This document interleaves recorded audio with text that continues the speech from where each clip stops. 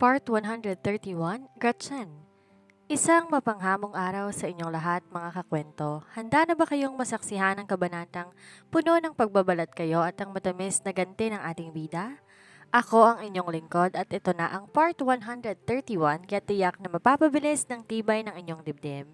Simulan na agad natin. Nang mapansin ni Gretchen na nakasunod si Bianca sa kanya ay nagkunwari siyang nahihilo. Mahigpit siyang napakapit sa sink ng ladies' restroom at ilang beses na iniling ang kanyang ulo. Anong nangyayari? Bakit?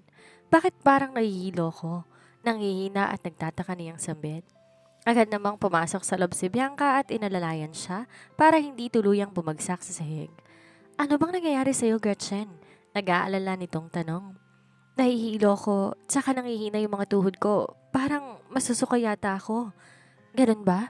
Subukan mong mag-relax, Gretchen. Dadalhin kita sa suite sa itaas para makapagpahinga ka muna sandali. Kunway concern pero sa kaloob-looban ni Bianca nagdidiwang na siya. Sa wakas, naisahan niya si Gretchen. Kulang na lang pumalakpak siya sa ere dahil sa tuwa. Ngayon pa lang nai-imagine niya na si Gretchen na magmamakaawa at hihingi ng tulong sa kanya pero sorry na lang ito.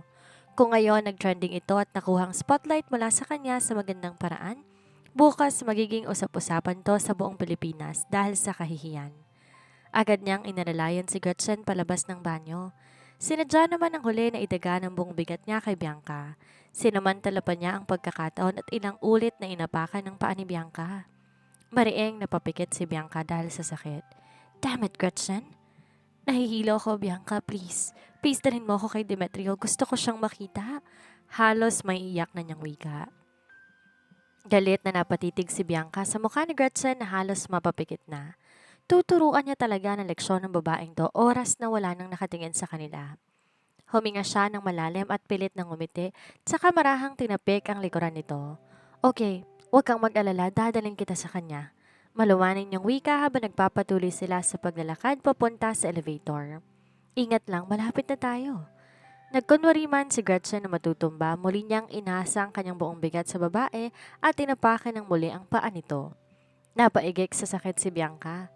Nais niyang itulak si Gretchen at sampalin ng babae pero hindi niya magawa dahil sa mahigpit ang pagkakayakap ni Gretchen sa kanya at ayaw siyang bitawan. Nakaramdam siya ng stress habang sinasakatuparan ng binabalak niya. Medyo malayo-layo pa sila sa kinaroroonan ni Kevin. Hindi rin naman niya magawang saktan si Gretchen sa pag-aalala na baka may makakita sa kanyang gagawin.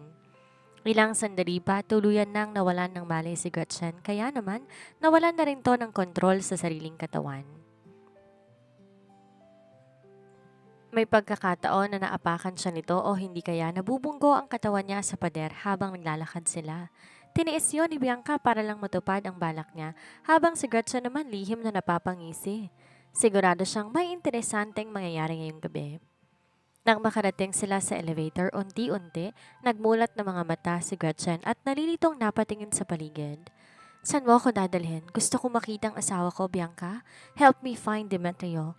Himig pagsusumamo niyang sambit. Dadalhin nga kita sa kanya, relax ka lang. Naghihintay na siya sa itaas. Napanguso naman si Gretchen. Niloloko mo yata ako eh. Malakas na itinulak ni Gretchen si Bianca dahilan para tumama ang kanyang likuran sa elevator wall. Isang nakamamatay na tingin ang pinukol niya kay Gretchen, lalo pat napapapikit tong muli dahil sa pagkahilo. Akmang sasampalin niya ito subalit naalala niya ang surveillance camera sa loob ng elevator. Humugot siya ng malalim na paghinga para lang pakalmahin ang kanyang sarili at muling nilapitan si Gretchen. Hindi ako nagsisinungaling. Naghihintay na talaga sa'yo sa itaas si Demetrio. Nag-aalala siya na baka mapagod ka kaya ipinaganda ka niya ng silid para makapagpahinga ka. Umangat ang sulok ng labi ni Gretchen at muling sumandal kay Bianca. Lihim namang sinipat ng tingin ni Bianca ang kanyang sarili. Sigurado siyang magkakapasa siya dahil sa ginawa ni Gretchen sa kanya. Nang makarating sila sa silid ni Kevin, binuksan ni Bianca ang pinto at iminuwestra kay Gretchen. Nasa loob na si Colin, pumasok ka na. Subalit mariing umiling si Gretchen at nagmatigas. Nasaan? Palabasin mo. Tuluyan nang nawala ng pasensya si Bianca at hinawakan ang braso ni Gretchen sabay hatak. Kailangan mong pumasok sa ayaw at sa gusto mo. May inihanda akong sorpresa para sa'yo kaya pumasok ka na. Bilis! Akmang itutulak na ni Bianca si Gretchen, subalit bigla tong nagkaroon ng lakas at hinawakan din ng mariin ang kanyang braso. Dahil nagulat siya, nalaki ang kanyang mga mata subalit bigla na lang siya nitong binakhand at itinulak sa loob. Hindi agad nakauma si Bianca at naupo sa sahig ng silid at gano'n na lamang ang paglukob ng kaba sa kanyang sistema nang isinara ni Gretchen ang pintuan. Napangiti si Gretchen matapos niyang mailak ang pinto at idiin pa ang kanyang sarili doon. Mukhang excited kaya tang papasukin ako sa loob, Bianca. Ikaw na lang muna dyan. Nakatulala si Bianca habang nakatitig sa nakasarang pintuan. Hindi siya makapaniwala na naloko siya at naisahan ni Gretchen. Nang mahimasmasan siya ay marahas siyang napatayo at hinawakan ng doorknob. Shit you, Gretchen. Subalit muli siyang nabigla ng mapagtanto na sinara ni Gretchen ang pinto mula sa labas kaya naman marahas niyang pinukpok ang pinto. Pero ang sumurpresa pa sa kanya ay naging dahilan yon para magising si Kevin mula sa pagkakahimbing nito. My darling, baby, bakit ngayon ka lang bumalik? Halika na dito. I am dying to get a taste of you, sweetheart. Nag-iinat na si Kevin ng mga oras na yon. Nang makita niya si Bianca sa may pintuan, marahas niya itong hinila at ibinalibag sa kama. You vixen, ang bango-bango mo. Mas lalo kong ginaganahan sa'yo. Naging malikot na ang mga kamay ni Kevin at panay ang haplos sa kapisil sa iba't ibang parte ng katawan ni Bianca hanggang sa pumasok yon sa ilalim ng suot niyang gown. Nanlaki ang mga mata ni Bianca at marahas na nagpumiglas. Let go of me, you bastard! Isang malademonyong tawa ang kumawala sa labi ni Kevin. Palaban ka ha? But I like it. Mas may challenge, may thrill. Gamit ang buo niyang lakas, tinulak niya si Kevin na nakadagan sa kanya. Agad siyang nagtungo sa may pintuan. Sinubukan yung buksan pero wala pa rin nangyayari. Gretchen, open the door. Open the damn door, you freak! Hear me out, Gretchen. Buksan mo tong pinto. Kapag may nangyaring masama sa akin, my whole family will hunt you down. Sarkastiko namang natawa si Gretchen sa labas ng pinto. Yan ang ganti ko sa'yo, Bianca. Kung naging mabuti ka lang sana, tutulungan kita. Pero napakasama mo. Hindi lang akong sinaktan mo, kundi pati si Grandma Hermania. Ikaw ang dahilan kaya nadulas siya at na aksidente. Kaya bahala ka na sa buhay mo. Magtiis ka dyan. Nanginginig na sa takot si Bianca. Napasigaw pa siya sa gulat nang maramdaman niya ang presensya ni Kevin sa likuran niya. Muli siya nitong hinila at sinabunutan ng kanyang buhok. Huwag ka nang magkunwaring ayaw mo. Alam ko naman na gusto mo rin to eh. Huwag kang mag-alala, masasarapan ka sa gagawin natin. Pinapangako kong hahanap-hanapin mo na ako kapag natikman mo ko. Dinadaganan niya si Bianca at dahil natural na mas malakas siya kaysa sa babae, wala na tong nagawa pa kundi umiyak. Bitiwan mo ko, Kevin. I swear kapag may ginawa ka sa akin, ipapakulong kita. Subalit di na walang epekto kay Kevin ang sinabi niya. Mariin nitong hinawakan na magkabila niyang palapulsuhan at ginisihan siya. Come on, huwag ka nang mahiya. Hindi ba't open-minded naman kayong lahat na nasa entertainment industry? Pagkatapos sabihin ng mga katagang yon, walang pasabing hiniklas ni Kevin ang suot niyang damit at tumambad sa lalaki ang hubad niyang dibdib. Nang makita ni Kevin ang hubad niyang dibdib ay mas lalo pa itong ginanahan. Marahas nitong inangat ang kanyang suot na gown. Nagkalat ng makeup ni Bianca sa kanyang mukha dahil sa walang tigil niyang pag-iyak. You beast! Sigaw niya at sinubukan bumangon sabay kagat sa panga ni Kevin. Napasigaw din to sa sakit dahilan para mabitawan siya ng lalaki. Agad siyang nagtungo sa may pinto at muli humingi ng tulong subalit mabilis lang na nakabawi si Kevin at muli siyang kinaladkad saka hiniklas pa ang kanyang damit at tuluyan ng lumantad ang kanyang kahubaran. Nangunot naman ang noo ni Gretchen nang marinig ang impit na iyak sa may pinto kung saan naroon si Bianca. Para bang nasasaktan ito. May nangyari kayang di maganda sa loob? Pero kung di naman siya naging matalino kanina, siya naman ang ipinasok nito sa loob at malamang siya ay umiiyak ngayon at humihingi ng tulong. Napanunok siya at tinibay ng kanyang loob, saka tinalikuran ng lugar at naglakad paalis. Subalit nakailang hakbang pa lamang siya nang makasalubong niya si Uncle Warren kasama ng dalawa sa mga tauhan nito. Nangunot ang noo ng lalaki nang makita siya. Gretchen, why are you here? Subalit bago pa man siya makasagot muling umalingaw-ngaw ang sigaw at paghingi ng tulong ni Bianca sa loob, dahilan para malipat ang atensyon ng Uncle Warren sa nakasarang pinto. Sinong nasa loob? Tulong! Please tulungan niyo ako. Open the door, Gretchen. Agad sinanyasan ni Uncle Warren ang mga tauhan niya na buksan ang pintuan. Naabutan nila si Bianca na kasalukuyang dinadaganan ni Kevin Yamoto. Malakas na tinulak ni Warren si Kevin, dahilan para mabungguto sa pader at nawala ng malay. Tinulungan nito si Bianca na takpan ang sarili nito ng kumot. Mabilis namang tumayo si Bianca at lumabas ng silid para harapin si Gretchen. Wala pang taong gumawa ng ganito sa kanya. That bitch tricked her. Sa galit niya nanginginig na siya. Pagbabayaran ng babaeng yon ang ginawa nito sa kanya. Agad niyang natagpuan ng babae na nakatayo hindi kalayuan sa kinaroroonan niya. Mabilis ang naging kilos niya. Lumapit siya kay Gretchen at walang pasabing sinampal ang babae. Damn you! Di naman inaasahan ni Gretchen ang ginawa ni Bianca kaya hindi na siya nakaiwas pa. Pakiramdam niya nag-aapoy sa hapdi ang kanyang pisngi, dahilan para umusbong iba yung galit sa sistema niya. Dalawang backhand slap ang pinakawalan niya, dahilan para halos tumabingi ang mukha ni Bianca sa lakas ng impact. At dahil sa lakas, dumugo pa ang gilid ng labi nito. Nahilo siya sa pagkakasampal ni Gretchen, dahilan para bumagsak siya sa sahig. Gulat siyang napatitig kay Gretchen. Hindi niya inaasahan na lalaban to sa harapan ng ilang nanonood sa kanila. Mas lalo pa siyang nakaramdam ng galit sa babae at marahas na tumayo. Akmang susugurin niya ito, subalit pinukol siya ng babae ng isang nakamamatay na tingin na para bang balak siya nitong sampalin ulit, dahilan para napahawak siya sa magkabila niyang pisngi at hindi gumalaw sa kinatatayuan niya. Lihim na inaobserbahan ni Warren ang nangyayari sa harapan niya. Humugot siya ng hangin at napagpasyahan na magpakitang gilas. Tumikhim si Warren at pumagitna na sa dalawa. Ano ba talagang nangyayari sa inyong dalawa, Bianca? Gretchen, bakit kayo nag-aaway? Agad na tinuro ni Bianca si Gretchen.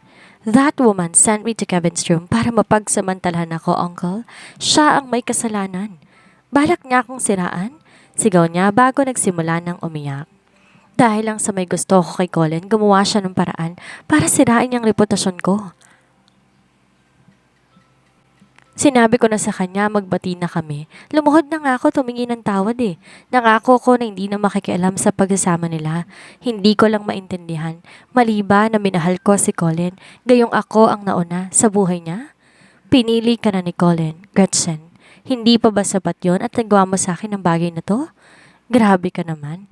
Ang reputasyon ko na lamang ang meron ako. Sisirain mo pa? Kulang na lang patayin mo ako sa ginagawa mo. Matamang nakinig si Warren sa mga sinabi ni Bianca at agad na nakuha kung ano ang kasalukuyang sitwasyon. Mukhang may ginawa na namang hindi maganda si Bianca at naisahan ni Gretchen. What a brainless brat. Pero ayos lang sa kanya na paboran si Bianca. Tinago niya ang kakaibang ningning sa kanyang mga mata at siniguro na hindi siya mahahalata ni Gretchen bago siya nagsalita. Gretchen, kahit na hindi ikaw ang nawawala kong pamangkin, paborito ko pa rin ang mommy ko at maging ako ay may malaking respeto sa'yo. Hindi ko inaasahang magagawa mong bagay nito kay Bianca. What you've done was very despicable. Paano mo naaatim na ipain siya para gasain ng isang lalaki? You're also a woman, Gretchen. I guess I will side with Bianca today. You have to apologize to her. Sarkastiko namang natawa si Gretchen bago siya nagsalita. Wala akong ginagawang masama, Uncle. Sinabi niya lang yan para siraan niya ako. Bakit siyang pininiwalaan ninyo? Agad na hinawakan ni Bianca ang braso ni Uncle Warren para magpaawa. Sinadya niyang isara ang pintuan. Uncle, kung di po kayo dumating, baka may nangyari ng masama sa akin. Hindi pa ba sapat na ebidensya ang nakita ninyo kanina? Umiiyak nitong sambit bago siya pinukol na masamang tingin. Sumusobra ka na talaga, Gretchen. Wala ka na ba talagang konsensyang natitira sa puso mo? Napakasama mo. Kahit na umiiyak si Bianca, lihim naman siyang napangisi. Kahit na muntik na siyang mapahamak, may magandang nangyari naman. Iisipin na lang niyang isang sakripisyo na lang ang nangyari sa kanya sa kamay ni Kevin at ito ang premyo niya. Ang siraan si Gretchen sa pamilya ng mga Okomori. For sure, magagalit si Grandma Hermania sa babae. At habang nagpapaawa siya kay Uncle Warren, lihim niyang pinagmamasdan si Gretchen. She is expert in turning tables in her favor. Tingnan lang niya kung paano nito ililigtas ang sarili mula sa akusasyon niya. Dismayadong napatingin si Warren kay Gretchen. How could you do such things, Gretchen?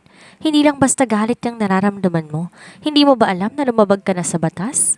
Nagpakawala na isang malalim na buntong hininga si Warren bago siya nagpatuloy. Hindi ko nagugustuhan tong ginawa mo. I am so disappointed in you. Maganda pa naman ang relasyon mo sa mommy ko. Kapag di kita tinuruan ng leksyon ngayon, baka makagawa ka pa ng mas malaking kasalanan sa hinaharap. Nanlumo si Gretchen sa narinig. Halatang halata na pinapaboran nito si Bianca kaysa sa kanya at mukhang balak talaga siyang pagtulungan ng dalawa. So mas kakampihan mo na pala ang mga sinungaling at masasamang tao, Uncle? You even want to morally blackmail me para lang sa isang one-sided na kwento? Bahagyang nabahala si Warren sa narinig niya mula kay Gretchen pero pinanindigan niya pa rin ang imahe ng mabuting tiyuhin. Tinuring kitang kapamilya, Gretchen. Akala ko mabait ka. Mataas ang expectation ko sa'yo pero nagkamali pala ako. Aniya bago nilingon si Bianca ng isang masuyong tingin. Huwag kang mag-alala, Bianca. Ako na ang bahala. Apologize to Bianca right now, Gretchen, o dadalhin natin sa batas ang away ninyong ito. Magtatawag ako ng pulis at siguradong mapapahiya ka. Hindi naman makapaniwala si Gretchen habang nakatitig sa lalaki. Wow! Mukhang tamang ang una niyang pagkakilala kay Warren noon. Hindi ito mapagkakatiwalaan at kahit anong gawin nito, wala siyang balak humingi ng tawad kay Bianca. Wala akong kasalanan kaya hindi ako hingi ng tawad sa babaeng yan. Matigas niyang tanggi.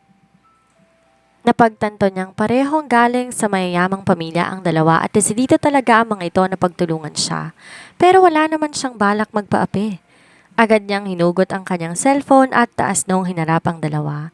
Since ginigiit niyo na ako ang may kasalanan, bakit di tayo magtawag ng ibang witness na hindi biased? Nanlaki ang mga mata ni Bianca na mapagtanto niya na tatawagan ito si Colin. Napapadyak na siya sa kanyang paa. Tingnan mo siya, Uncle. Napaka-arogante ng babaeng yan. Matapang siya porket kakampiyan siya ni Colin. Hindi ko mapapatawad ang babaeng yan kahit humingi pa ng tawad. Agad namang pinakalma ni Warren si Bianca. Relax, Bianca. Sinabi ko na nga, ako nang bahala. Lumingon siya kay Gretchen at pinukulto na isang malamig na titig tsaka maotoridad na nagsalita. Ikaw na nga ang may kasalanan, ikaw pa ang matapang. Wala man lang akong nababakas na pagsisisi sa'yo. Mukhang lumalaki ng ulo mo dahil sa atensyon na nakukuha mo. Gawin mo kung anong nais mong gawin sa kanya, Bianca. Parusahan mo siya sa kasalanan na nagawa niya sa'yo. Pagkasabi ni Warren ng mga katagang yon, lumapit ang kanyang mga bodyguard kay Gretchen at agad dinablot ang cellphone ng babae. Tsaka inawakan na magkabila niyang kamay at sapilitan siyang pinaluhod sa harapan ni Bianca. Galit namang napatitig si Bianca sa mga nakahawak sa kanya. Bitiwan niyo ako? Humingi ka ng tawad kay Bianca. Singhal ni Warren, subalit matapang na sinilubong ni Gretchen ang mata ni Warren. Hindi ako hihingi ng tawad sa kanya. Wala nga akong kasalanan. Umangat naman ang sulok ng labi ni Bianca.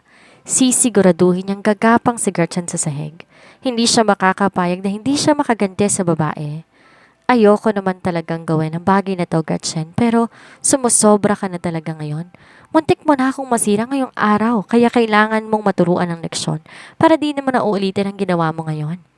Isang maliit na ngisi ang sumilay sa labi ni Gretchen sabay ng pag-angat ng kanyang kamay para saktan si Gretchen nang makarinig sila ng maraming yabag papalapit sa gawin nila. Ilang sandali pa lumitaw na si Colin habang nakasunod ang sandamakmak na bodyguards nito.